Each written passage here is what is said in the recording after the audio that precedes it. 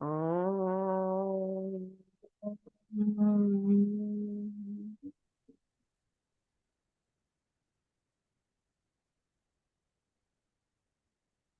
इसलिए है ना मीना जी, आप देखोगे बहुत लोग वेदांत का अभ्यास हाथ में लेने वाले, या वेदांत का अभ्यास करने वाले, या ब्रह्म का अभ्यास करने वाले बहुत कम मिलेंगे।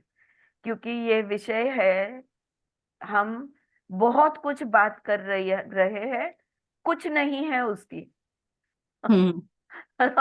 उसकी बहुत बात, तो वो दिमाग जो है ना उसको पकड़ नहीं पाता। और इसलिए आप देखोगे कि वेदांत सिखाने वाले शिक्षक भी बहुत कम है। हमारे नसीब से बहुत अच्छे टीचर फिलहाल है, स्वामी सर्वप्रियानंद। इतना क्लैरिटी से वो वेदांत सिखाते हैं। वेदांत को सीखना यानी वो होलोग्राफिक ऑब्जेक्ट जो है उसको समझ जाना, उसके 360 एंगल से उसको देख पाना। अजातवाद, अजातवाद। अजन्मत, हाँ। और वो अगर दिख गया तो हम किसी भी चीज में नहीं अटकेंगे, क्योंकि हम्म। हम बोलेंगे ये तो माया जाल है। हम और कहेंगे ये तो एक सही में होलोग्राम इल्यूजन, है। सही में इल्यूजन लगेगा। हाँ, इसको जड़, इसको क्या महत्व देना। हम्म। पैसा चला गया, पैसा आ गया, हाँ ठीक है। लोगों ने संबंध रखा नहीं रखा, हाँ ठीक है। हम हर चीज को ठीक है कर देंगे, बिकॉज वैसे भी it is a relative truth, it's not the hmm. Ultimate truth. हाँ, ये ऐसी बात है। ऑलराइट, सॉरी फ्रेंड्स, वो हम लोग बात कर रहे थे रीडिंग के पहले, उधर से ही कंटिन्यू हो गया। अच्छा, कल के मेडिटेशन को लेकर मुझे एक बात बतानी है कि जो भी आपका अनुभव हुआ होगा, कुछ ही लोगों ने शेयर किया अनुभव, लेकिन आपका जो भी अनुभव हुआ होगा, प्लीज उसको मन से याद कीजिए और ध्यान में रखिए कि आप कौन से शरीर के अंग से जुड़े थे और क्या हुआ था वहां पे, क्या मैसेज आपको मिला था। अगर याद नहीं रहने वाला है तो आप लिख कर रखिए। क्यों? क्योंकि अगला जो सेक्शन मैं सूर्य करने जा रही हूँ आज, इमोशन का, जब उसका मेडिटेशन आएगा तब इस बात को वहां पे जोड़ना होगा हमें। तो ही हमें कंटिन्यूटी आत्मा तक, एक ही शरीर के अंग को लेकर आत्मा तक का प्रवास हम कर सकेंगे। Right. So please remember your visualization of yesterday, keep a note of it, or just keep it in mind, don't forget. That is one thing. The other thing is message from the body। लिखे किसी ने कल से लेके अभी तक, did your body give you any messages? And messages from my body, I told you to make a list. अगर भूल गए हो तो प्लीज मैं याद दिला दूं, मैसेजेस फ्रॉम द बॉडी, इसकी लिस्ट लिखने को शुरू कर दो। हाँ, जैसे हमने you can heal your body, इसका हम you can heal your life, इसका हमने जिस तरह से सिस्टमैटिकली डीप में गए, हम इधर से भी डीप में जा पाएंगे। तो प्लीज ये करना। आपका शरीर क्या क्या आपसे बोलता है, जब भी दिन भर में बोले तब नोट करना। जैसे अभी हंसाबेन जस्ट शेयर कर रही थी कि घुटने ने उसको कहा कि भाई बैठ जा, या जरा इतने जोर से मत चल, मुझे तकलीफ हो रही है। फिर उन्होंने अपना वॉक थोड़ा स्लो कर दिया। ठीक है, ये हमारा शरीर हमसे बात कर रहा है। तो एक तो क्या होगा, आदत होगी कि शरीर कुछ बोल रहा है तो उसको ध्यान देने की, उसके चिल्लाने तक राह नहीं देखोगे। ओके, हल्के से जब वो आवाज देता है तभी हम ध्यान देना शुरू कर देंगे। तो ये एक बात को हमने करना है, और फिर बढ़ते जाएंगे। All right. So now we are on section 2 of the book and we are on page number 69। और इस सेक्शन का नाम है इमोशंस। ओके, आपने सबने शब्द सुना होगा, इमोशंस, भावनाएं। राइट। अब इमोशंस में से ई और मोशन, इसके बीच में अगर आप एक डैश डाल दोगे तो ई यानी एनर्जी और मोशन यानी गतिवान। तो ऊर्जा जो है, ये जब गतिशील होती है तब उसे इमोशन कहते हैं। कोई भी भाव स्थायी भाव या स्थिर भाव नहीं होता, अनलेस कि हम मेडिटेशन में हो, अनलेस कि उस भाव को हमने पकड़ के रखा हो। हाँ, वैसे डिप्रेशन का भाव भी हम काफी देर तक पकड़ के रखते हैं, लेकिन emotion basically is whenever the energy goes into motion and whatever you feel after that. Okay, those we call as feelings. So there is a difference between emotions and feelings also. आएंगे हम वहां पे. Emotions, energy in motion. It was a great moment in the journey of man on this planet when he discovered the potential for generating electricity from flowing water.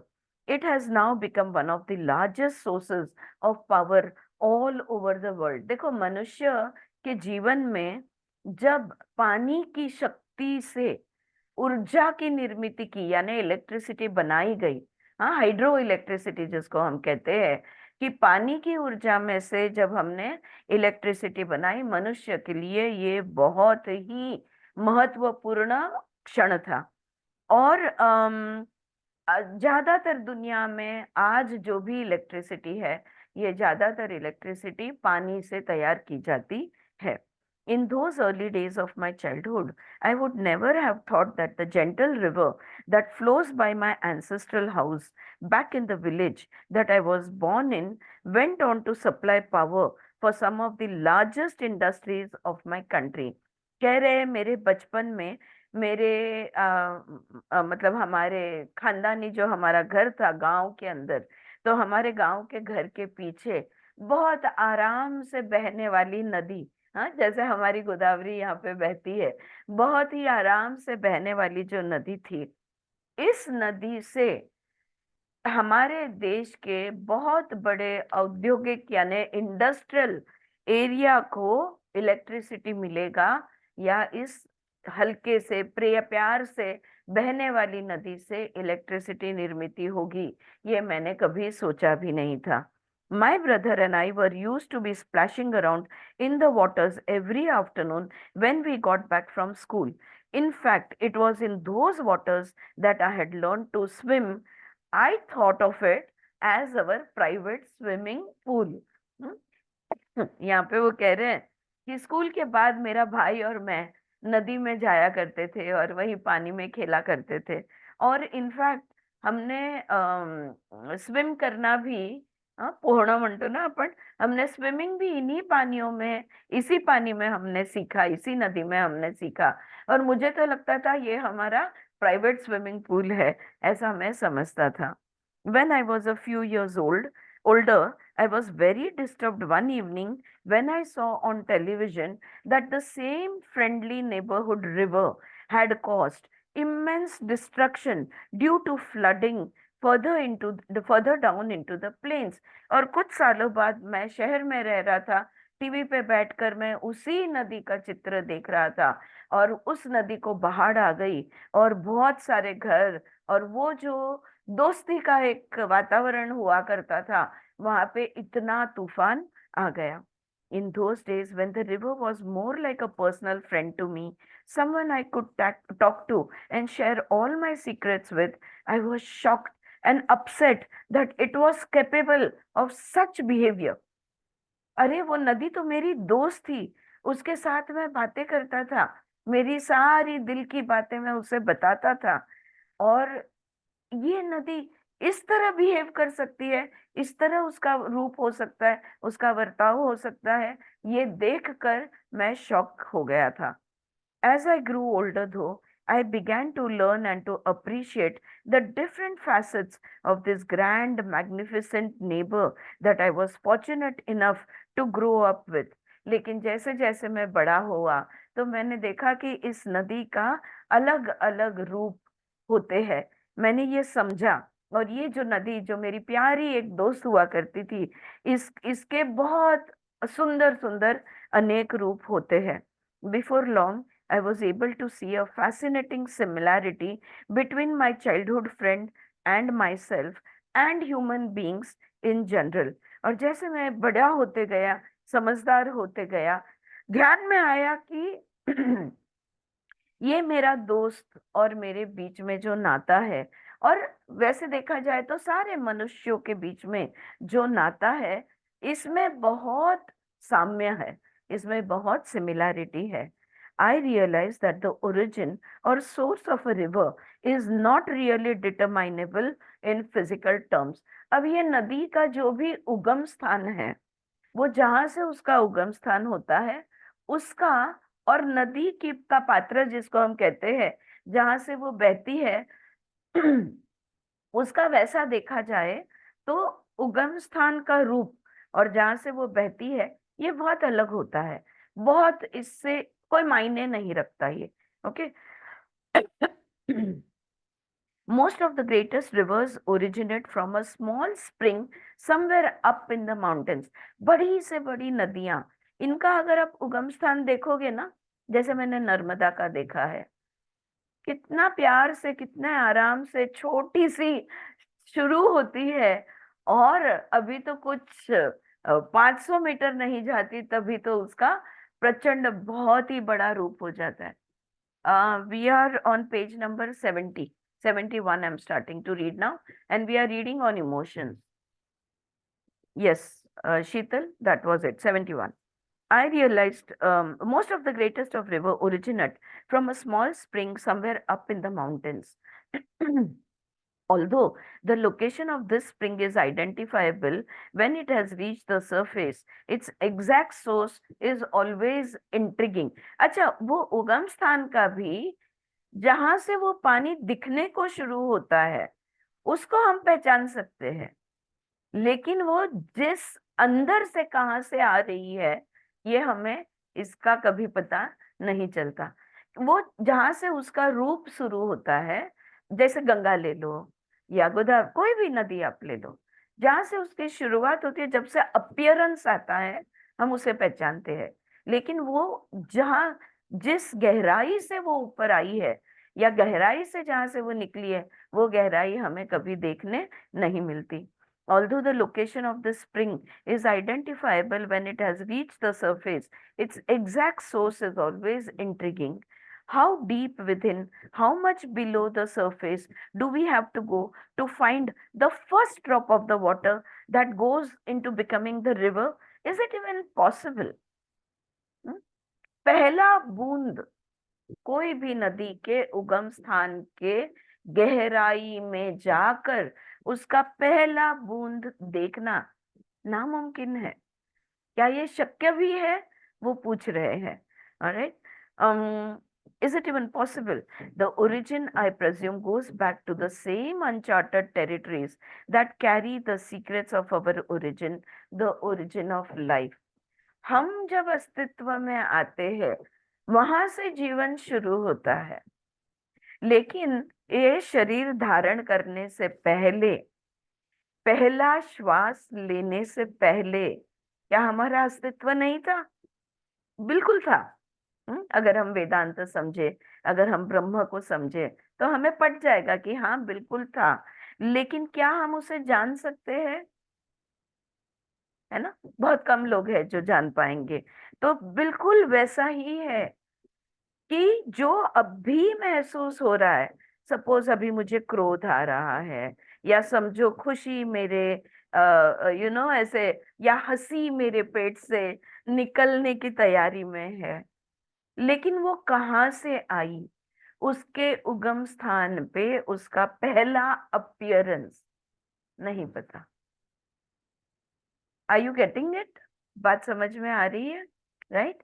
So life also, पहला सांस लिया वो बच्चे ने वह किया तो yes, life has started for the child, but what about where did it come from? इसलिए कहते हैं life is a continuity, life never ends, life has no beginning and no end. Right. तो यहाँ पे it is the same with our origin, the origin of life. The river too is a manifestation of nature just as much as we are. प्रकृति का हिस्सा नदियां हैं, हम भी तो प्रकृति के ही हिस्से हैं। The course or life of the river can be charted. Its physical dimensions can be measured.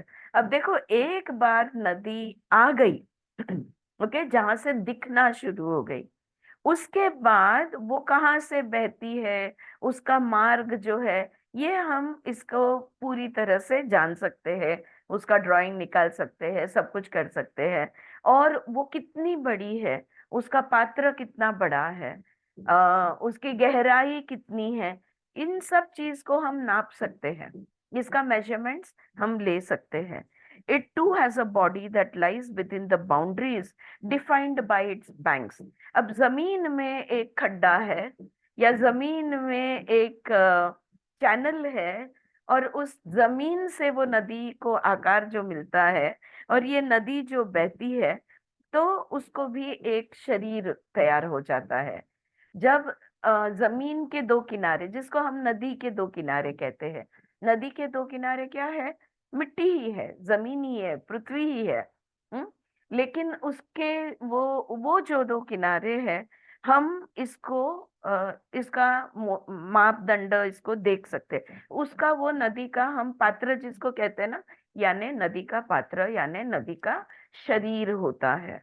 It runs through all kinds of terrains. In every phase of its journey, it looks and behaves differently. अब देखो नदी बहती है, पहले से तो ये पहले जो शुरू होती है बड़े प्यार से शुरू होती है, और फिर अचानक से उसका फोर्स, जैसे वो जमीन पे उसको जगह मिलती है, उसका फोर्स और बढ़ जाता है, बड़ा वाटरफॉल तैयार होता है, वो नदी धो धो नीचे गिरती है।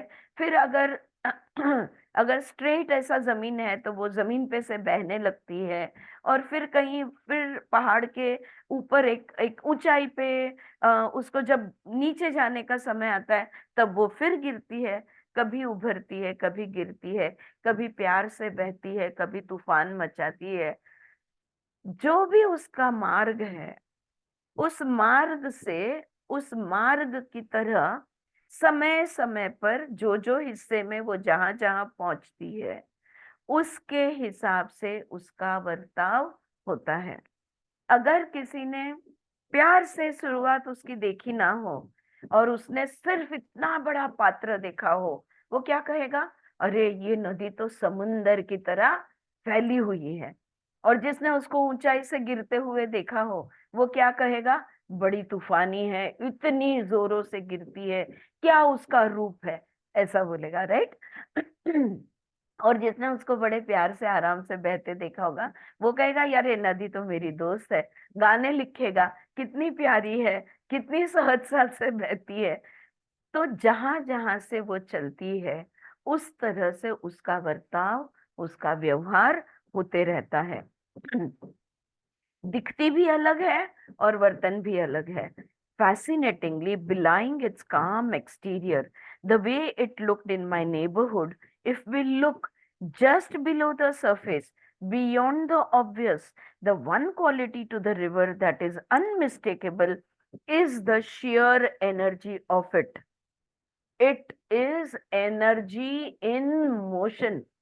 नदी के बीचों बीच जाके अगर कभी खड़ा रहो, उसका फोर्स, अगर थोड़ा फोर्स बढ़ जाए,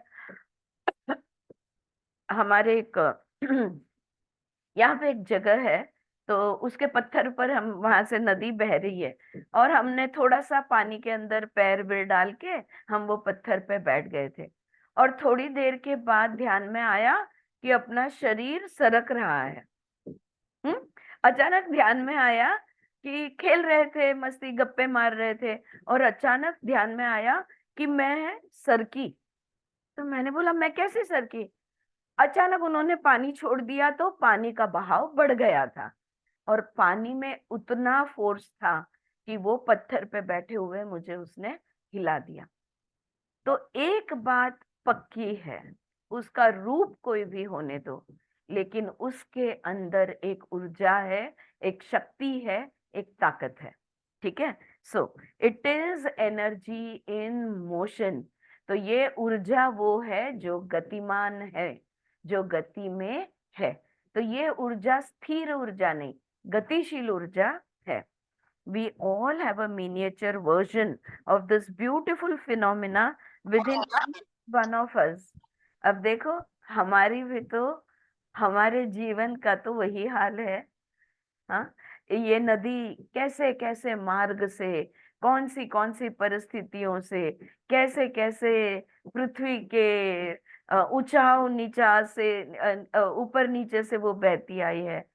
हमारे जीवन का भी तो मार्ग वैसा है। कौन सी उस नदी की तरह अनेक चीजों का सामना करते हुए, अनेक मार्ग पे अलग अलग अलग अलग जो काउंटर जिसको कहेंगे, उस पर से गुजरते हुए हम भी आए हैं। This great magnificent river of energy flowing within the boundaries of our physical body as energy in motion। हमारे शरीर, यानी जैसे कि वो नदी का शरीर कैसा है, वैसे हमारा शरीर है। नदी के अंदर क्या है? ऊर्जा है। वैसे हमारे शरीर में कण कण में हम क्या है? शरीर के अंदर हम एक ऊर्जा है, हम एक ताकत है, हम एक शक्ति है। और ये शक्ति कैसी है? गतिशील है, स्थिर नहीं है।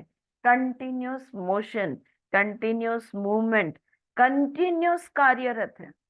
पता है, एक साइंटिस्ट, सॉरी, एक साइंटिस्ट ने इसका स्टडी किया था कि अगर साइलेंस का स्टडी करते हैं, ऐसा उन्होंने सोचा था। और उन्होंने बॉडी के अंदर हमारे इतना शोर होता है कि अगर शरीर के अंदर की आवाजें हम सुनने लगे तो हमें कुछ बाकी सुनाई नहीं देगा, हम बहरे हो जाएंगे, इतना शोर अंदर होता है।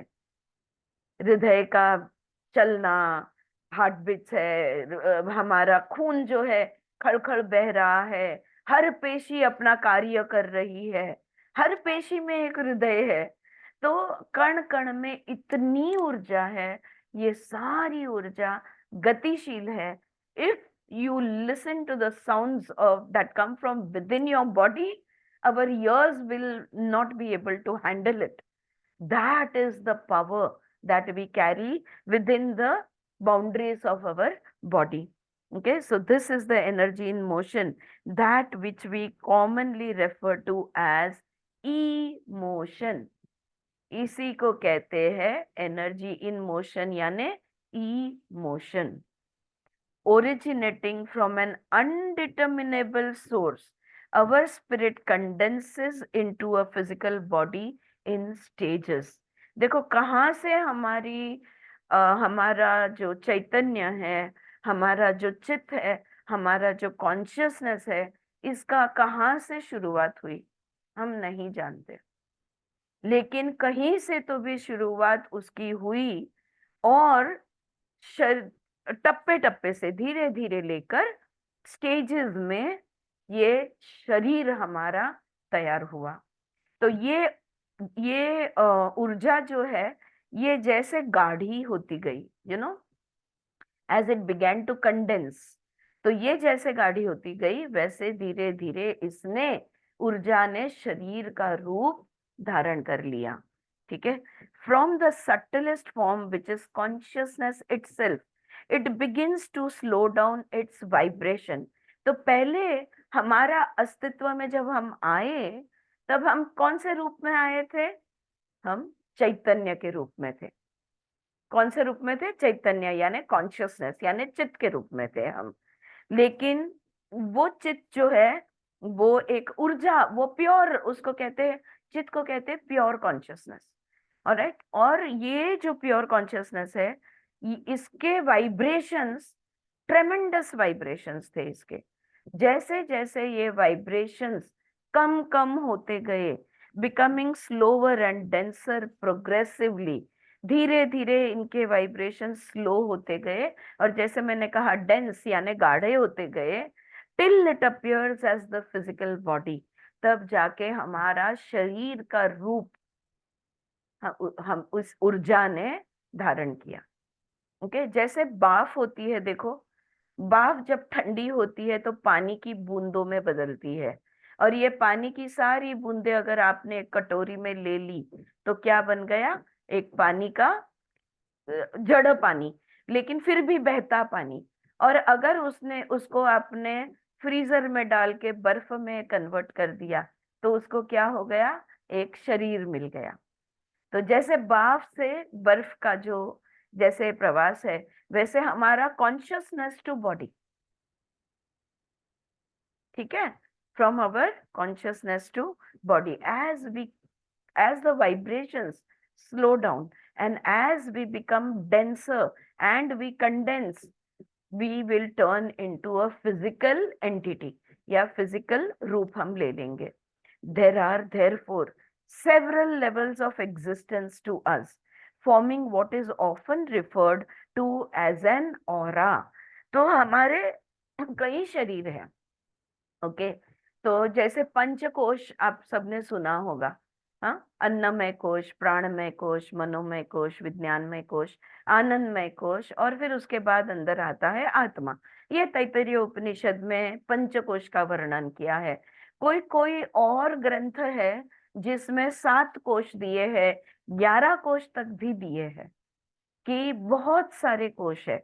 ये पंचकोश जो है ये बस शरीर और आत्मा के बीच में के कोश है.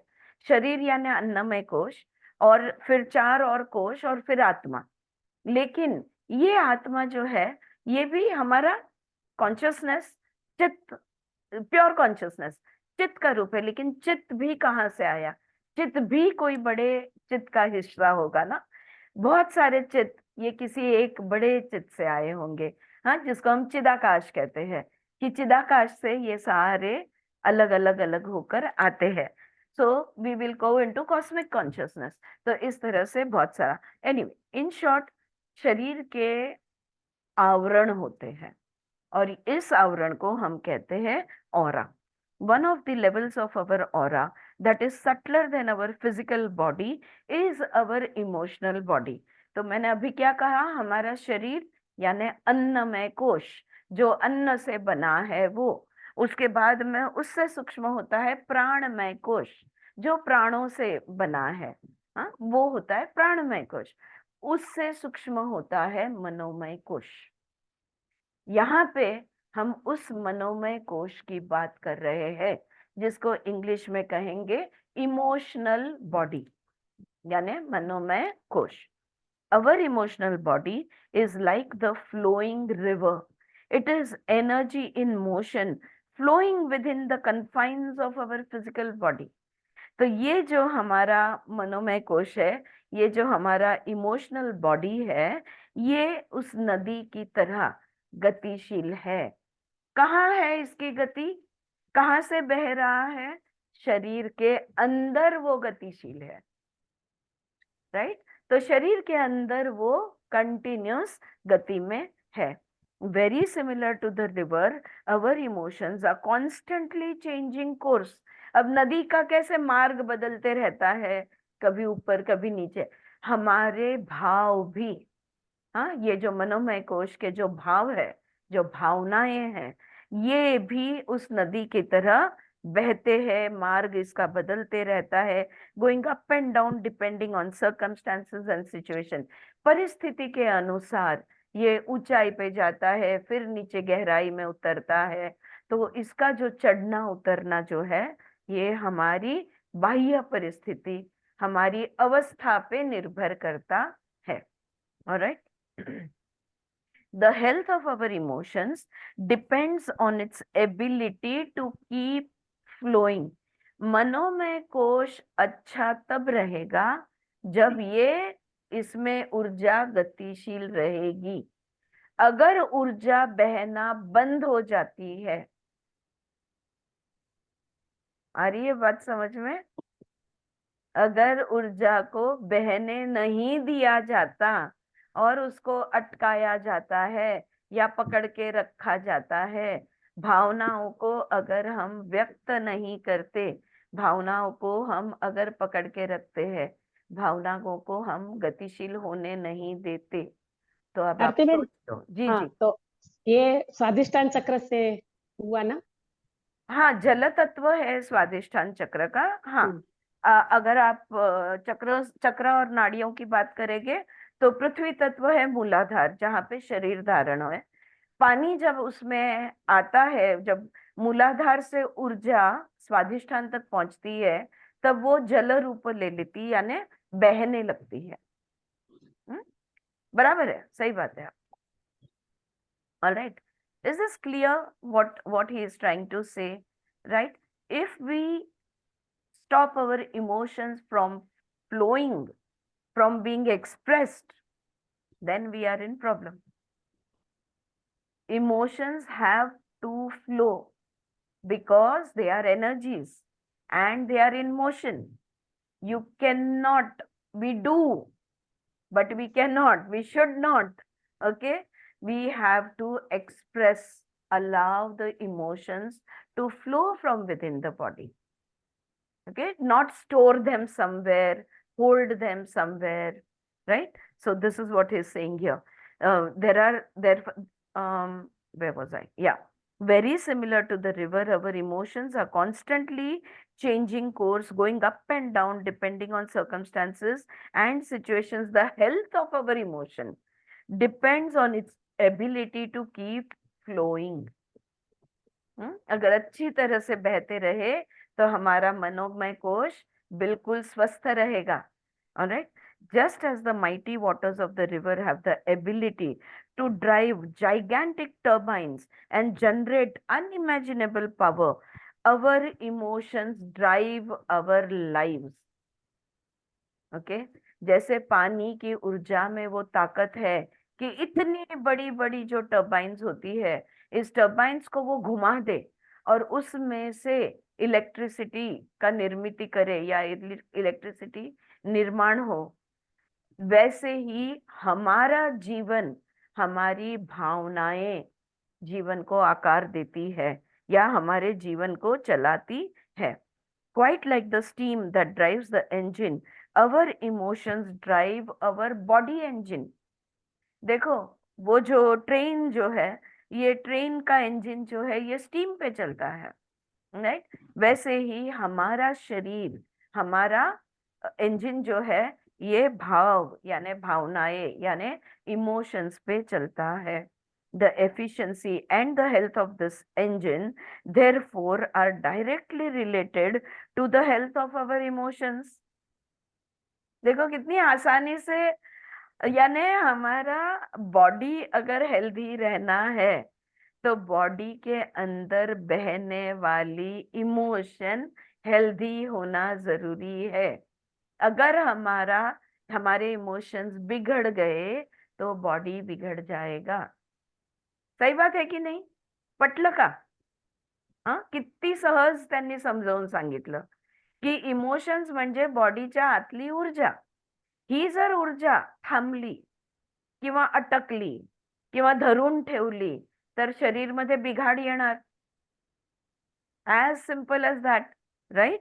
So empowering, strengthening emotions or disempowering, weakening emotions, शक्ति देने वाली, ताकत देने वाली क्या आपके इमोशंस है, या 101, यस अंजलि, या पावर को खोने वाली कमजोर आपकी इमोशंस है? कैसा है आपका मनोमय कोश? क्या ये कमजोर है? क्या ये वीक है? क्या ये शक्तिहीन है या शक्तिशाली है, ताकतवर है? तो मनोमय कोश का जो स्वास्थ्य है, इस पर हमारे शरीर का स्वास्थ्य निर्भर है. राइट? क्लियर? इतना सिंपल उन्होंने इमोशंस को समझा दिया है. चैप्टर खत्म हुआ. इमोशन में गड़बड़ એટલે बॉडी में ब्लॉकेज 100%. अच्छा, अभी मीना जी ने बात की कि चक्र के बारे में, ठीक है? तो जो नाड़ियां हमारे अंदर होती है, ये हमारा सूक्ष्म शरीर है. हमारा सूक्ष्म शरीर नाड़ियों से बना है और जहां जहां 2-4 से अधिक नाड़ियां एक जगह पे जुड़ती है, वहां पे एक चक्र तैयार हो जाता है, एक एनर्जी वॉर्टेक्स तैयार हो जाता है, जिसको हम चक्र कहते हैं. अब ये नाड़ियों में से प्राण शक्ति का बहना होता है.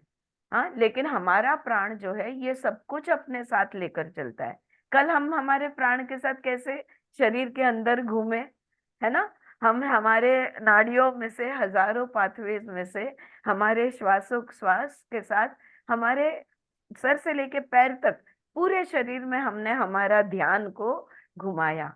वैसे ही हमारे भावनाएं, ऊर्जा रूपी भावनाएं इनमें से बहते हैं.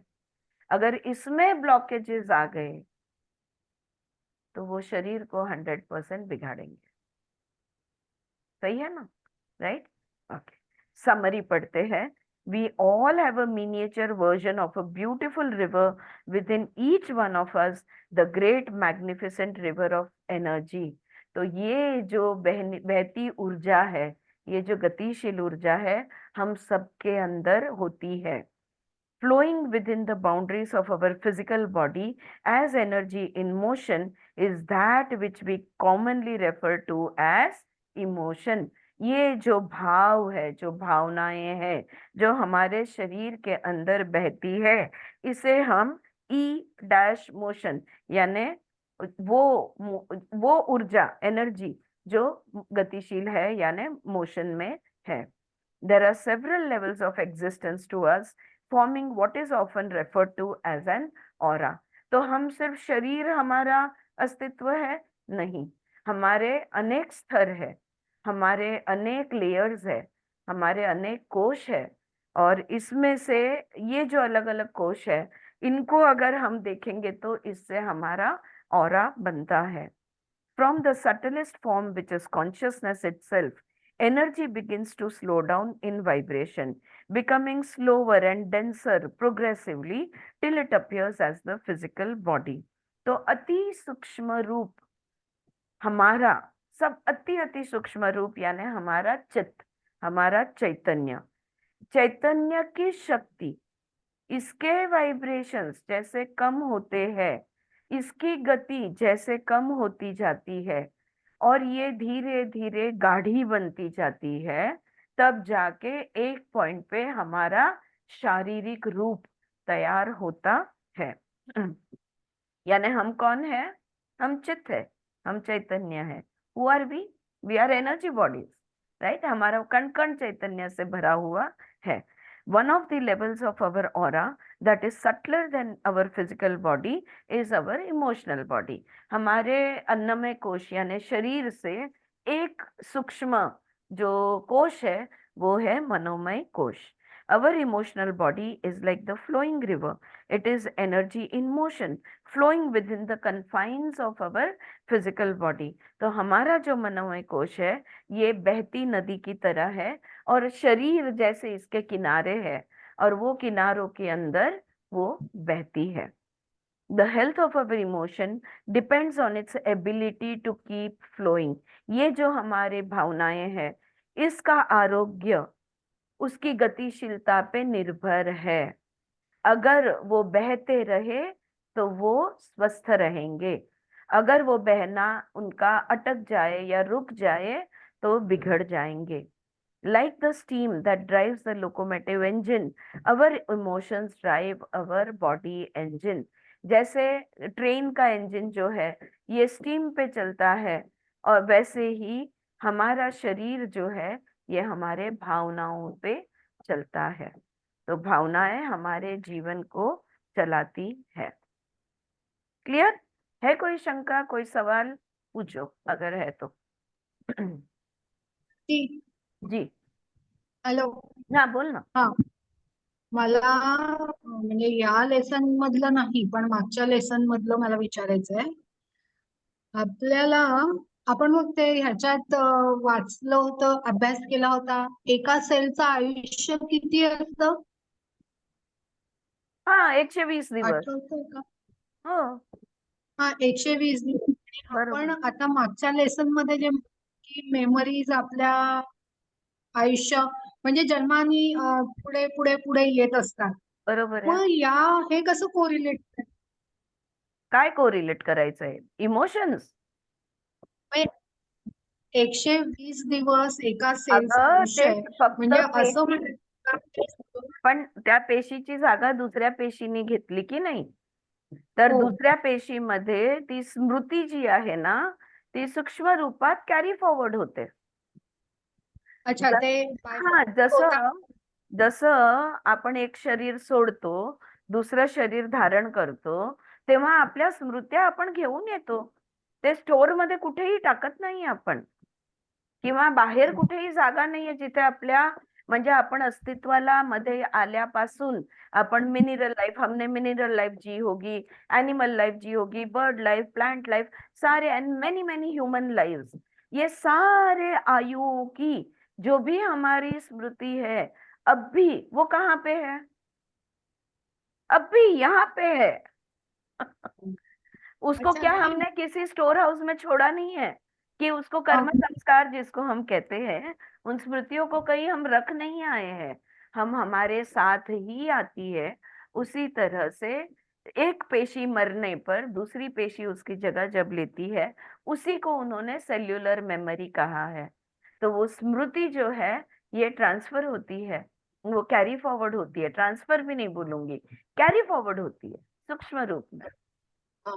हाँ मी स्वाती। ते रिलेट करायला बघत होते की 120 दिवस जर आहे आणि आपण मग अनेक मेमरी घेऊन जर फिरतोय, बरोबर आहे, तर ती मेमरी असं काय घडत असेल हे माझ्या डोक्यात शिरत.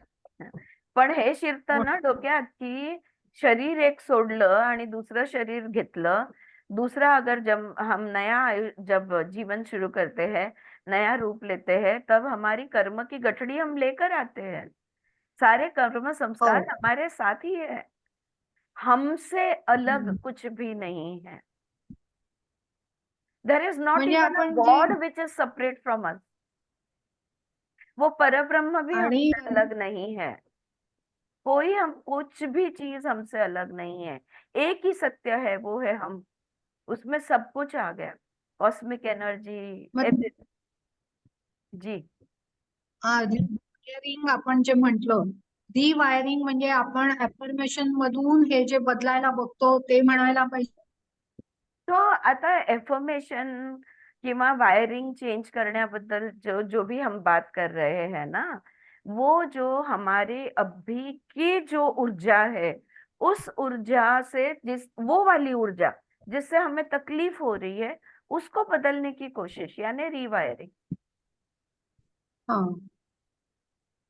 आपण अफर्मेशन मध्ये तेच करतो ना, अफर्मेशन हाँ त्याच्यासाठीच तयार करतो आणि आपण म्हणतो ना येणे किंवा एक 4 महिने म्हणायचं की आपण टोटल बरोबर त्याच्यावर कंट्रोल मिळवू शकतो. बरोबर। हं. ते क्लियर ठीक आहे. Clear. Okay, thank you. Yes thank you. हो यस हो. Thank you for the question. जी ममता।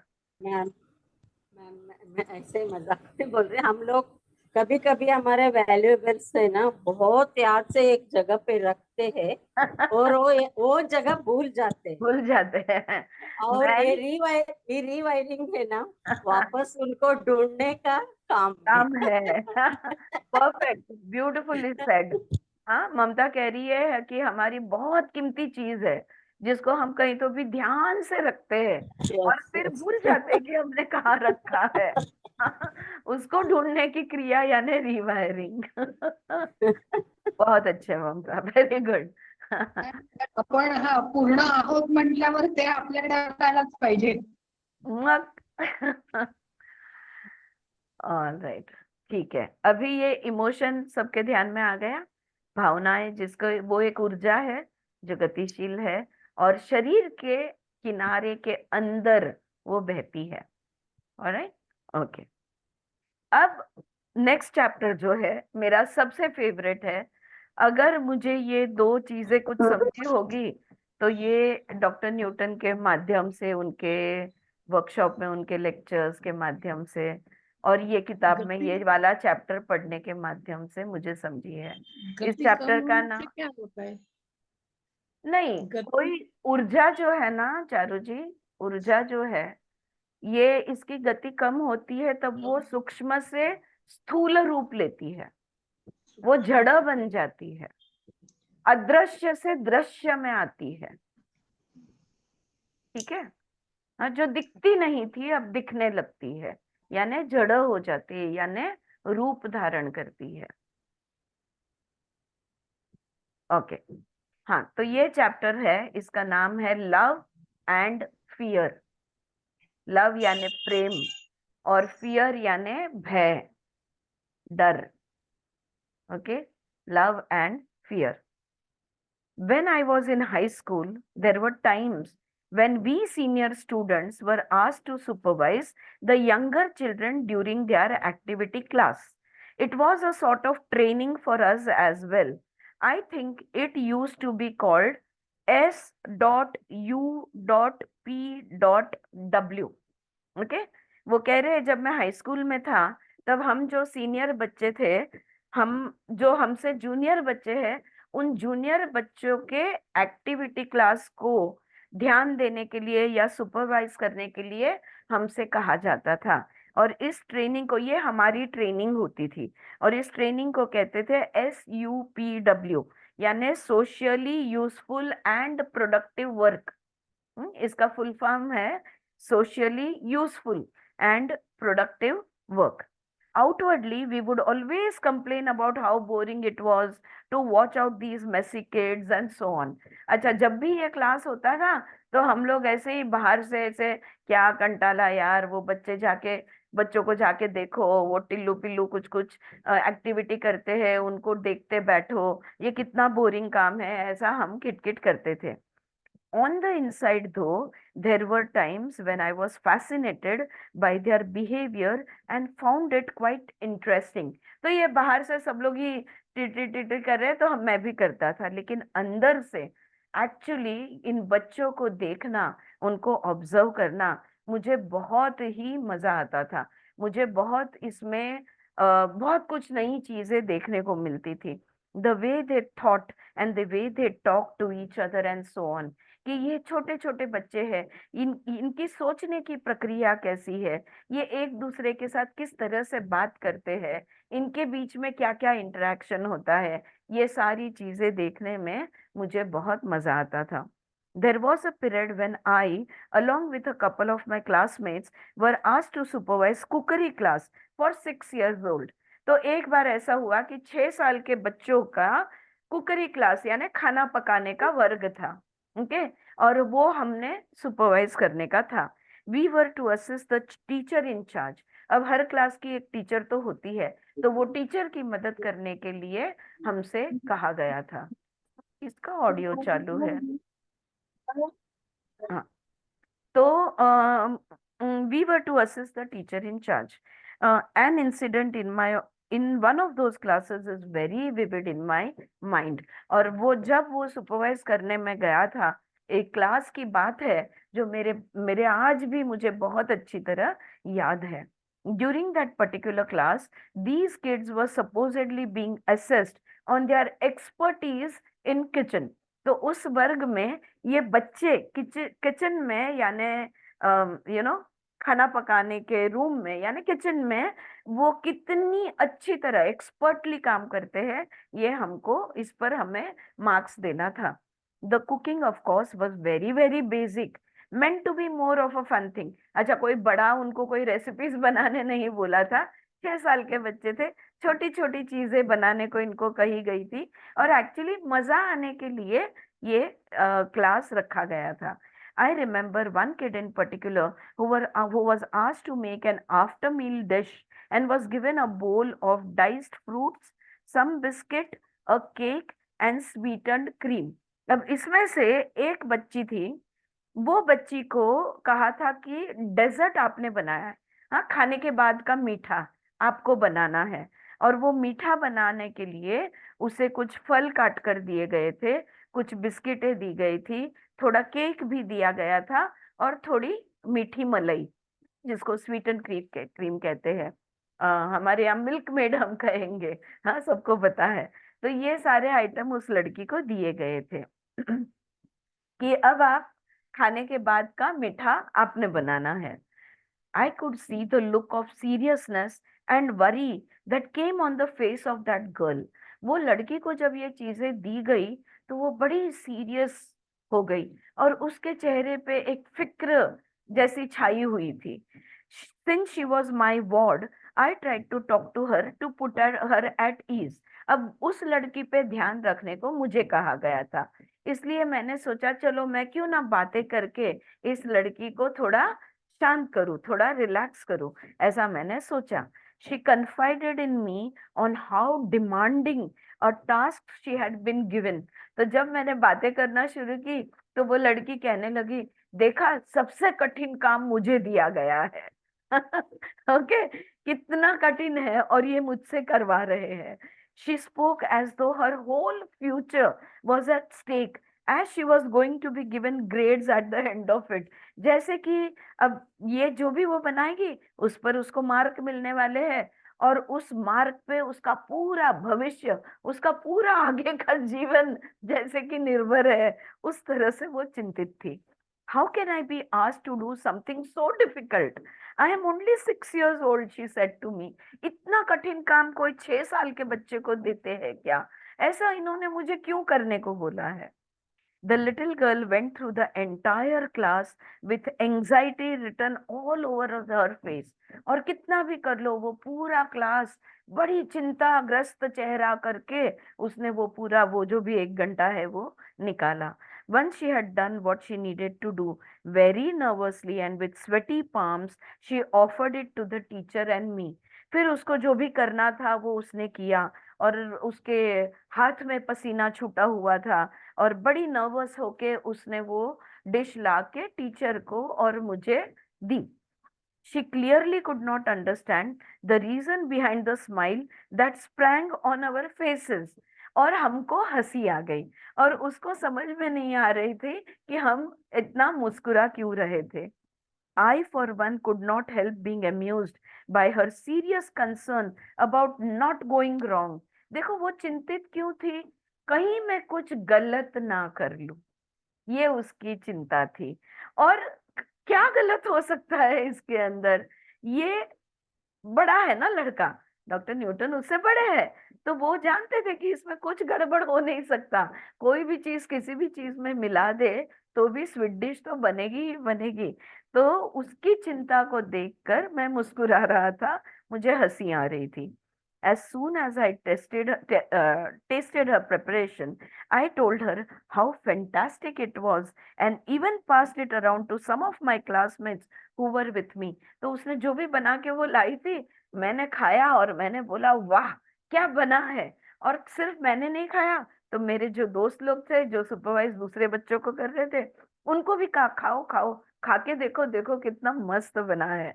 We all told her that she had made it and was well on the way to becoming one of the best cooks in the whole world when she grew up. हमने उसको बोला आज तो तूने कर दिखाया है, और तेरी तो अब चल पड़ी। जब तू बड़ी हो जाएगी तो दुनिया का सबसे बड़ा शेफ, सबसे बड़ी और बेहतरीन कुक तुम बनेगी। ये हमने उसको उसकी तारीफ की। I could see that she took the compliment very seriously and there was a proud sense of achievement that flooded her. और जैसे हमने तारीफ की ना, वो जैसे मोर कैसे चलता है ना, वैसे उसको ऐसे वाह मैंने कुछ तो भी कर दिखाया, उस खुशी से वो घूमने लगी। How sweet and innocent children are. बच्चे देखो कितने नादान होते हैं। Fruits, biscuits, cake and cream for god's sake. क्या था? फल थे कुछ, बिस्किट थी, केक थी, क्रीम था, उतने में कितना ड्रामा हो गया, right? Well the story is hilarious when I think back. जब मुझे वो बात याद आती है तो हंसी आती है। At the same time I don't think grown ups act very differently either. तो अगर वो बचपन की बात मैं याद करूं तो मुझे हंसी आती है, लेकिन बड़े भी कुछ अलग बर्ताव नहीं करते। बड़े जो होते हैं, मनुष्य जब बड़े हो जाते हैं, उनका भी कोई ड्रामा अलग नहीं होता, कोई बर्ताव अलग नहीं होता। It may not be the case of putting a dessert together, more like putting our life together. शायद कोई मीठा बनाने की बात नहीं है, जिंदगी बनाने की बात है। But we tend to think and behave in the same manner. लेकिन जितनी चिंताग्रस्त वो लड़की थी, उतनी ही चिंता हम जीवन को लेकर करते हैं, आयु को लेकर करते हैं। उस लड़की को कुछ मीठा बनाना था, हमको जीवन बनाना है। जो भी भावनाएं, जो भी विचार, जो भी फिक्र, सब चीजों में से वो लड़की पे जो बीती, हम पे भी वही बीतती है। If you recall the way we all started out याद है हमारी शुरुआत कैसे हुई थी? We are all a condensation of the divine consciousness into a physical form. वही चैतन्य है जिसने एक शरीर रूप लिया है। हम कौन है? हम वो कॉन्शियसनेस है, हम वो चैतन्य है जिसने एक शारीरिक रूप लिया है। The world we live in is a condensation of consciousness. और ये दुनिया क्या है? ये दुनिया भी तो वही चैतन्य का शारीरिक रूप है। ये सृष्टि क्या है? ये निसर्ग क्या है? वही सेम चैतन्य का ये रूप है। ये दुनिया भी तो वही रूप है। And the energy that runs this world is a condensation of consciousness. और ये सृष्टि, ये प्रकृति, ये दुनिया जिस ऊर्जा पे चलती है, वो ऊर्जा भी तो चैतन्य है। जब मैं चैतन्य हूँ, दुनिया चैतन्य है, और जो भी कुछ हो रहा है वो होने के लिए जो पेट्रोल है, जो ऊर्जा है, वो भी चैतन्य है। चैतन्य में चैतन्य मिक्स होगा, चैतन्य से चलेगा, तो गड़बड़ कैसे होगा? जैसे फल और बिस्किट और मलाई, इसको मिला के कुछ भी गलत नहीं हो सकता। कुछ भी चीजें मिलाओ, कम ज्यादा मिलाओ, कुछ भी करो, मीठा तो बनेगा ही। तो जब हम चैतन्य है, ये दुनिया चैतन्य है, और हमें और इस दुनिया को भी चलाने वाला चैतन्य ही है, तो कोई भी कॉम्बिनेशन आप कर लो, कुछ भी कर लो, आनंद तो आएगा ही, मीठा तो बनेगा ही, जीवन आनंद होगा ही। तो जीवन आनंद अनुभव, क्या ये सहज नहीं होना चाहिए? और कुछ हो ही नहीं सकता। समझे? Alright, very very beautifully he is brought this around. Where is the stuff that can make this recipe wrong? ये रेसिपी बिगाड़ने वाली कोई चीज नहीं है। हाँ, ये रेसिपी को बिगाड़ने वाली कोई चीज है ही नहीं। Right? How often do we see our lives through this understanding? इस नजरिए से हम दुनिया को कहाँ कब देखते हैं? बताओ। मैं ऊर्जा हूँ, मेरे सामने जो व्यक्ति है वो ऊर्जा है, मेरे जीवन में मेरे जान पहचान वाले सारे जो व्यक्ति है वो भी ऊर्जा है, जिस दुनिया में हम रह रहे हैं वो भी ऊर्जा है, जिस ऊर्जा से मैं काम कर रही हूँ या मैं चल हूँ, ये प्रकृति चल है, ये दुनिया चल है, वो भी ऊर्जा है। तो गड़बड़ होने के लिए कोई और कुछ है ही नहीं वहां पे। देखो हम कितने कलावंत है। चैतन्य अधिक चैतन्य अधिक चैतन्य को मिलाकर हम सुख दुख के खेल खेलते हैं। There is nothing else that can go. There is nothing that can make this recipe go wrong. There is nothing that can make life go wrong. Life cannot be wrong because the ingredients, in whatever combination, in whatever proportion we mix, it has to result into happiness. Sat Chit Anand. That is the only truth. अब समझा hologram क्या है? जो है नहीं उसको हम बना देते हैं हवा में, और उसके साथ खेलते रहते हैं माया। आ रही है बात ध्यान में? मसाला डिश बना देते हैं, मसाला डिश। मसाला डिश। हाँ मीना जी, होलोग्राम की संकल्पना क्लियर हाँ, होती 3D है? હા 3D ચશ્મા પહેરીને જોઈએ છે 3D પિક્ચર દેખાય ને પિક્ચર જોઈએ છે અને એકચ્યુઅલી કાઈ નથી થઈ રહ્યું. પણ આપણે ઈ બનાવ્યું છે. Oh my God, how often do we see our lives through this understanding? This whole venture of life on planet Earth is a manifestation of a dimension of consciousness, one in which the divine consciousness projected into physicality some aspects of its potential consciousness itself being ultra subtle, infinitely and unimaginably so, it needed to slow down its vibration in order to create the appropriate conditions for materialization. जैसे मीना जी ने कहा अभी 3D है, माया यानी एक 3D picture है, हाँ, जो हमारे चैतन्य से हम देख रहे हैं और वो हमें लग रहा है कि वो सच में है, जबकि वहां पे कोई सच्चाई नहीं है, वो एक प्रोजेक्शन है, राइट? एक प्रोजेक्शन है जो हमारे माइंड्स ने क्रिएट किया है। मुझे लगता है कि तुम अच्छे हो, मुझे लगता है कि तुम बुरे हो। ये जो मैं है ना, ये मैं सारी माया को बनाता है। ये मन और अहंकार दोनों मिलकर सारे 3D फिल्म चलाते हैं और हमें लगता है कितना हमारा चैतन्य जो है सूक्ष्म, अति सूक्ष्म है। जब वो धीरे धीरे स्लो होते होते एक जड़, एक स्थूलता पर आ जाता है, लेकिन है तो चैतन्य ही।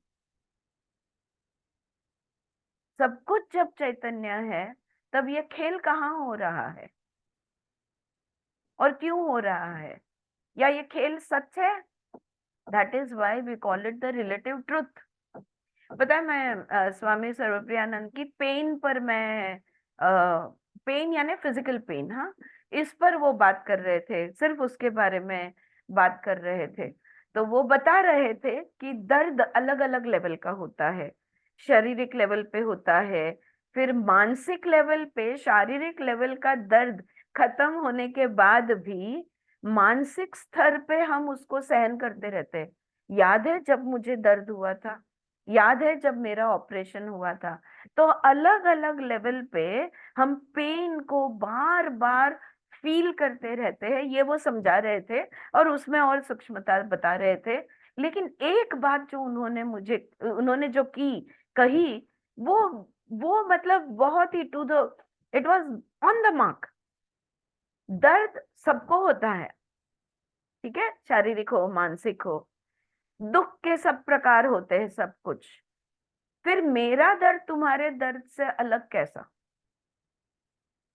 लेकिन मेरा दुख जो है वो मेरे दर्द के वजह से है।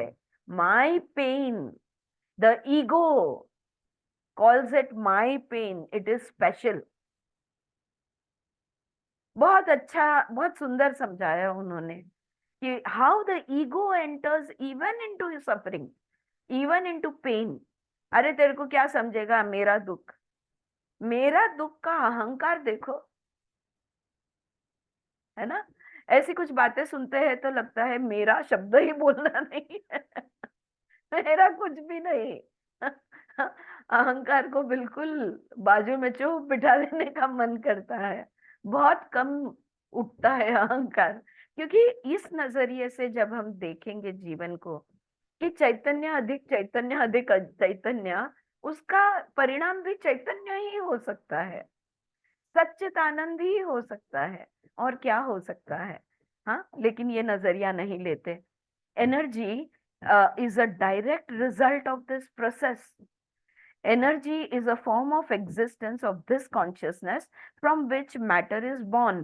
यानी जो अति सूक्ष्म था वो उसके वाइब्रेशंस कम होते होते उसने स्थूल रूप लिया, लेकिन है तो वही चैतन्य ना जिसने स्थूल रूप लिया है। It is clear to see then that all energy comes from the same source. हर ऊर्जा का स्रोत एक ही है। सारे पक्षियों की ऊर्जा, प्राणियों की ऊर्जा, पेड़ पौधों की ऊर्जा, पृथ्वी की ऊर्जा, जल अग्नि वायु आकाश की ऊर्जा, हमारी ऊर्जा, अब जो आपको बोलना है बोलो, सूर्य की ऊर्जा, चंद्र की ऊर्जा, ग्रहों की ऊर्जा, तारों की ऊर्जा, सब ऊर्जाओं का स्रोत एक ही है। The source is only one. ये विविधता उस एक चीज में से आई है। So many variations, unlimited variations. किसी एक पेड़ के दो पत्ते एक जैसे पाना मुश्किल है। देखो क्या क्रिएटिविटी है।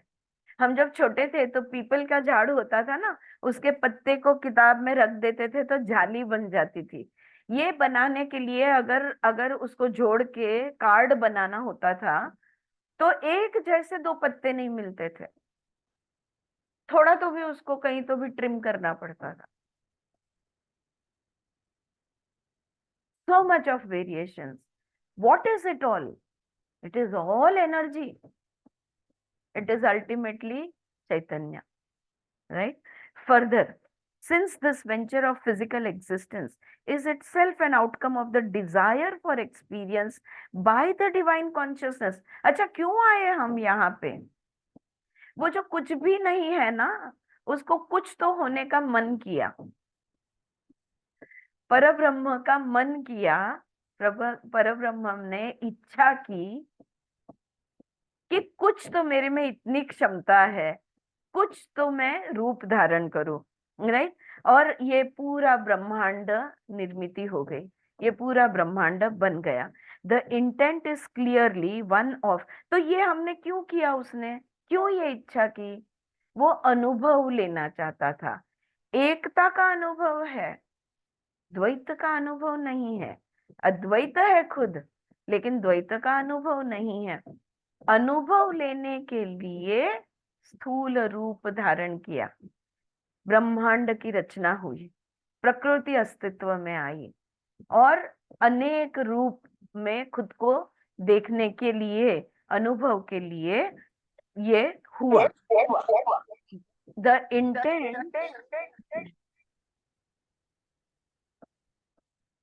Intent is clearly one of unconditional love and support. अब देखो, अब हम कहीं तो भी कुछ अनुभव लेने के लिए जाते हैं। हाँ, चलो आप समझ लो कि आप कोई बेकरी क्लास को गए हैं, या कोई एम्ब्रॉयडरी क्लास को गए हैं, या कोई कंप्यूटर क्लास को गए हैं। आप बताओ कि क्या झगड़ा करने के इरादे से आप गए हो? किसी भी क्लास में आज तो मैं नया क्लास जाऊंगी और वहां पे बहुत मस्त झगड़ा करूंगी कभी ये सोच आई है दिमाग में? तो जब हम मनुष्य रूप में यहाँ पे अनुभव लेने के लिए आए, स्थूल जगत में आए, हम अनकंडीशनल लव और सपोर्ट, ये हमारा गुणधर्म है, वो लेकर आए हैं हम।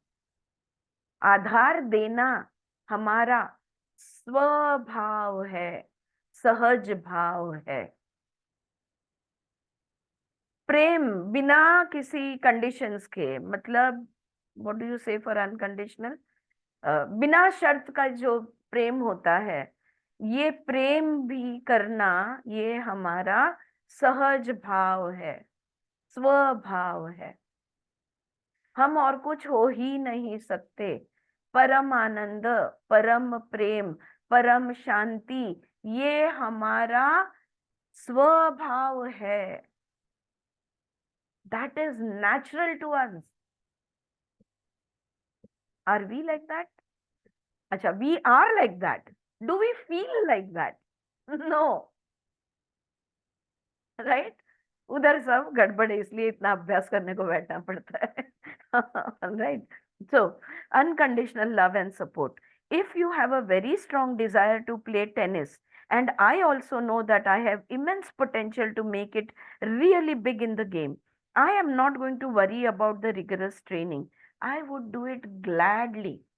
अगर समझ लो टेनिस खेलने में आप एक नेचुरल हो, आपको बहुत पसंद है टेनिस खेलना, और आपको पता है कि अगर आपको ट्रेनिंग दी जाए तो आप बहुत अच्छा टेनिस खेल पाओगे, ये अगर पता है, और आप इस खेल में वर्ल्ड नंबर 1 बन सकते हो, ये क्षमता आपके अंदर है, तो उस टेनिस के लिए, खेल वो नंबर 1 होने के लिए जितनी भी मेहनत, जितनी भी ट्रेनिंग, जो भी करना पड़े, सब करोगे या नहीं करोगे? आप में वो क्षमता है, आप जानते हो, आपको बेहद पसंद है टेनिस खेलना। उसके लिए सुबह 4 बजे उठ के अगर दौड़ना, मिल्खा सिंह याद करो, दौड़ना पड़े पसीने निचोड़ने पड़े तो निचोड़ोगे या नहीं निचोड़ोगे? सब कुछ करोगे, राइट? क्योंकि तुम जानते हो तुम इस गेम में नंबर 1 हो सकते हो। I would do it gladly. My intense love for the game would make me support and participate unconditionally in every kind of arduous routine demanded of me in order to tap my full potential. वो number 1 के लिए जो ताकत बनानी पड़ती है, जो भी आधार और क्यों देना लेना पड़ता है, वो सारी चीजों का आधार लेकर, जो भी टीचर्स, जो भी साधन, जो भी सामग्री, हर चीज को आप लेकर आप उस नंबर 1 के लिए पूरी तैयारी करोगे। क्यों करोगे? क्योंकि आप बेहद प्यार करते हो टेनिस पर। कहते हैं ना लोग, cricket is my first love. क्या मतलब है इनका, है ना? या tennis is my first love, या dance is my first love. तो ये यहाँ पे अनकंडीशनल प्रेम प्रेम है आपका उस चीज पे, इसलिए उसके लिए जो मेहनत करनी पड़े, जो भी करना पड़े, आप जरूर करोगे। It is no different for consciousness and its venture on planet earth. तो हमारा चैतन्य पृथ्वी तत्व पे शरीर रूप धारण करके जो आया है, जानता है कि जीवन में नंबर 1 हो सकता है, उसके अंदर वो क्षमता है। सच्चित आनंद शक्य है, पॉसिबल है, और उसके लिए जो भी करना पड़े सब करेगा। क्यों? क्योंकि जीवन पर उसका प्रेम है। सही? Is that right? Yes, if you love life you will do. And this reminds me of insights into Bhagavad Gita by Vimala Thakkar. Vimala ji यही कहती है, जीना ही जीवन का उद्देश्य है। जीवन में और कोई what is the purpose of life? To live the life to your highest potential, to the best of the ability is the purpose of life. There is no other purpose. There can be no other purpose, is what she says, right? So, it is no different for consciousness and its venture on planet Earth. It is easy to understand, therefore, that the only kind of energy that could ever come from the source is that of love and support. अब चैतन्य जहां से आया है, परम प्रेम, परम शांति, परम आनंद से वो आया है, तो यहाँ पर भी वो उसके अंदर वही बातें है ना। हाँ, सामग्री बदल तो नहीं गई। आज भी परम प्रेम, परम शांति, परम आनंद उसके अंदर भरा हुआ है। एक दूसरे को आधार देना ये उसका स्वभाव है, एक दूसरे पे प्रेम करना ये उसका स्वभाव है। हर चीज, व्यक्ति, वस्तु, विषय पे वो प्रेम करेगा, क्योंकि वो जीवन को प्रेम करता है, जीवन पर उसका प्रेम है। By extension every action born of each one of us. अगर हम ये कहते हैं कि जीवन पर हम प्रेम है, हर व्यक्ति, वस्तु, विषय पे हमारा प्रेम है, तो जो भी हम क्रिया करते हैं, जो भी हम कर्म करते हैं, जो भी हम एक्शन लेते हैं, गुड, बैड और इनडिफरेंट, अच्छा, बुरा या न्यूट्रल, जो भी हम करते हैं, it comes from an intention of love. वो हर की हुई बुरी बात, अच्छी बात, न्यूट्रल बात, जो भी क्रियाएं हमने की है, परम प्रेम से ही तो हम करते हैं। उसका स्रोत ही वही है, और कुछ अलग हो भी तो नहीं सकता। The intention is nothing else but love. The support you give to life and the support you take from life is also because of that love. Love is the only reality, the only quality, the only characteristic, universal love of universal existence. Yeah.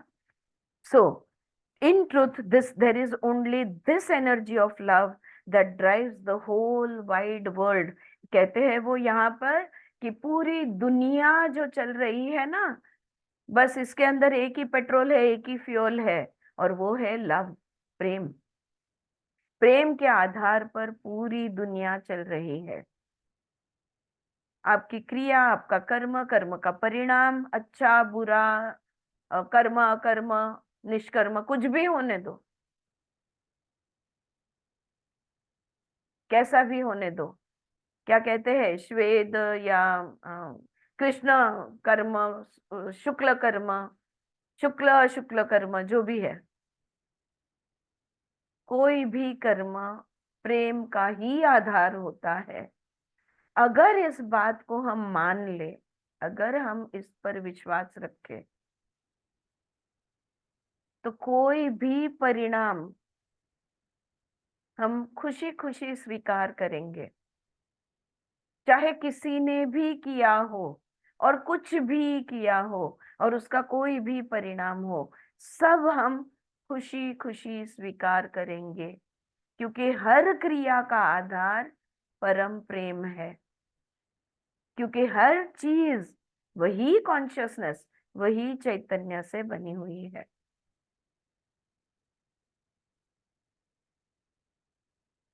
ये chapter पूरा होने से पहले रुकने का मन नहीं करता, लेकिन रुकना होगा, या इट्स टाइम अप, तो यहाँ पे हम रुकेंगे।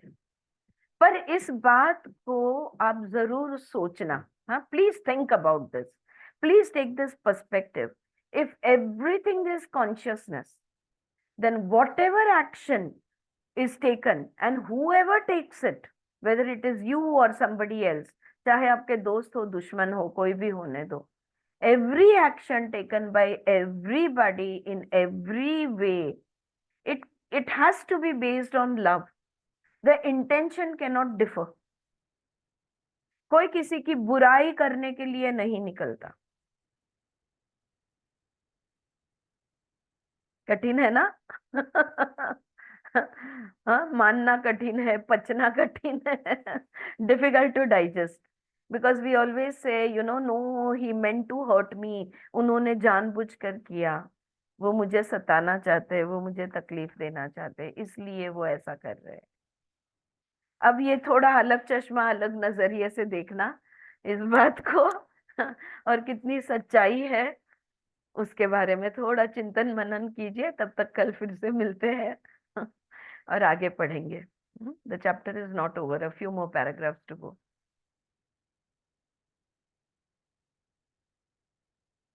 क्या बोलती तू? કેવું છે ને આરતીબેન, ખાલી રમ્યા કરવાનું છે એકદમ, કેવું અલગ જેમ સમજાય છે, જેમ ખબર પડે છે, તો પાછું એનો નજરિયો અલગ અલગ થતો જ જાય છે, એમ જેમ ઊંડા ઉતરતા જઈએ છીએ એમ। Yes Anita, thank you. Yes Hansa ji, बिल्कुल सही है। अब आएगा खेल में मजा। ઈ જ ને। और પછી કાંઈ રહેતું જ નથી, એવું લાગે છે કે હું આપણે એમ થાય કે આ ખરાબ લાગ્યું, કે कल्पना આ करती है। આવું છે, આ મુહૂર્ત છે કે આ નથી મુહૂર્ત, કોઈ ચીજ જ નથી લાગતી આની અંદર હવે। यस, हंसा जी कह रही है बस खेल है, मजा आ रहा है, और अलग अलग एंगल से उसी खेल को देख रहे हैं, और कुछ भी बुरा महसूस नहीं होगा। सच बात है। हाय सुचित्रा, तू आता आली का? हॅलो, आता मी आले, सॉरी, मी आता मेसेज मध्ये बाहेर गेले होते एका प्रोग्राम मध्ये, हा, उशीर झाला, ते 12 वाजता गेलेले, 3 वाजेपर्यंत येईल असं वाटत होतं, बर, जस्ट एंट्री केली, तुमचा मेसेज वाचला आता, ओके, कोई म्हणजे बात शेवटी तरी हा। नहीं, ठीक है। और किसी को कुछ कहना है इमोशन को लेकर? परम प्रेम, परम आनंद, परम भाव को लेकर कुछ कहना है?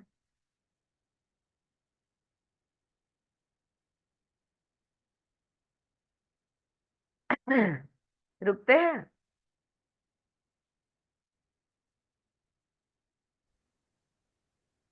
हाँ, थोड़ी देर के लिए, कुछ सेकंड्स के लिए फ्रीज हो गया था। हाँ, किसी को कुछ कहना है, बोलो। हाँ आरती, सुप्रिया, इतकी बोल सोप इतकी इझी गोष्ट आहे की फक्त ते बिस्किट, क्रीम आणि सगळं लक्षात ठेवायचं. सच आपण में? आपण रोज किचन मध्ये वावरतो ना, हाँ, इतकी सुंदर रेसिपी कशाला बिघडेल असं इन्ग्रेडियंट्स. करेक्ट। खूप सुंदर कल्पना आहे, फार छान. प्रत्येक इन्ग्रेडियंट, कुठलंही म्हणजे उपमा इन्ग्रेडियंट एवढी बघा, छान दिली. हो हो, खूप व्हेरी नाईस एक्झाम्पल. सहज सहज लक्षात राहील अशी. हो हो, याद करना ये रेसिपी में म्हणजे डिझास्टर. रोज आठवायला पाहिजे. खरंय की काही बिघडूच रोज शकत आठवायला नाही. पाहिजे. हो. कशातही काहीही मिक्स झालं तरी बिघडू शकत खूप नाही. खूप सुंदर उपमा चांगली आहे. छान आहे. चांगली, व्हेरी गुड एग्जाम्पल. यस. प्रमाण बराबर होना चाहिए ना उसका। नहीं नहीं, आप कोई भी प्रमाण में लगा दो. आप 4 बिस्किट पे थोड़ी मलाई डाल दो या 1 बिस्किट में बहुत सारी मलाई डाल दो. आप कोई भी प्रमाण में उसको बनाओ, वो बिगड़ ही नहीं सकती. आप फल ज्यादा कर दो या केक ज्यादा डाल दो या कुछ भी कर दो, कोई भी प्रमाण में डालो, कैसे बिगड़ेगा? मीठा तो बनेगा ही बनेगा. मीठा बन है ना? डेजर्ट बनाना है, कोई भी प्रोपोर्शन में डाल दो, कुछ नहीं फर्क पड़ता. મીઠાઈનું સ્વરૂપ છે ને, हाँ, तो બધાનું સ્વરૂપ परम મીઠું છે. तो परम आनंद, परम शांति हमारा स्थायी भाव है, હમ हमारी अवस्था है जो हम भूल गए हैं, क्योंकि दिमाग के खेल में इतने उलझ गए हैं कि स्व का भाव भूल गए हैं हम. अगर स्व का भाव याद रखते हैं, कोई तकलीफ नहीं है. बेन, હમ एक लाइन याद आता है रिचार्ड बाग का, जी. सब सजेशन निकाल दो तो अपने आप परम प्रेम, परम आनंद, परम शांति. यस, आप हिप्नोटाइज इन मरिया चल रहा है अभी आपका. हाँ हाँ, चल रहा है, 2 बात बाकी है. सारे सजेशंस को हटा दो. No thoughts, no suggestions. परम હમણાં ઈ જ ચાલે છે. આખો अच्छा. દિવસ બધા સજેશન ડિલીટ થતા જાય છે, ખાલી થતી જાઉં. मस्त मस्त, वेरी नाइस. चलो रुकते हैं, प्रार्थना करेंगे. હમ ओम.